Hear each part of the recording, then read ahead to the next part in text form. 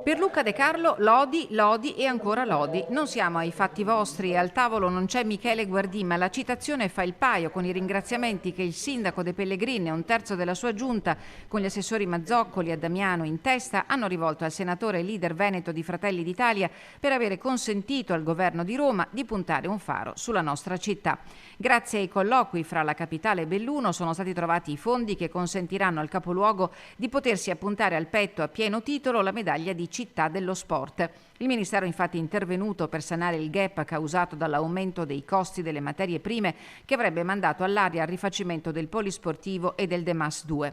Per entrambi i progetti sono stati attribuiti ulteriori fondi per oltre 6 milioni e mezzo di euro. Un lavoro che dicevo prima è un lavoro molto di squadra.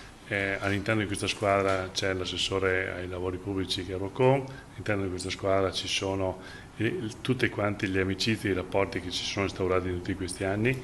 È chiaro che c'è il De Carlo, c'è chi ha dato una mano, tutte quelle figure che navigano e sono all'interno della nostra provincia. La spinta romana certamente aiuterà a restituire alla città uno stadio e un palazzetto dello sport degni di un capoluogo di provincia.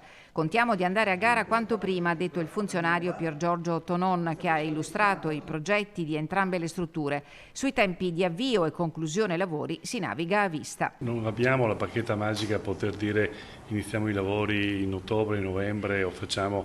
Adesso vediamo le gare, vediamo come procedono, chi parteciperà, perché qui c'è un problema anche di chi parteciperà alle gare ed è chiaro che lo terremo sotto controllo. A margine anche un passaggio sui lavori su Ponte Veneggio in via Vittorio Veneto che inizieranno fra ottobre e novembre e dureranno un paio di mesi. In ogni caso l'intervento non comporterà disagi al traffico e la strada sarà libera per le festività di Natale. Parola di sindaco.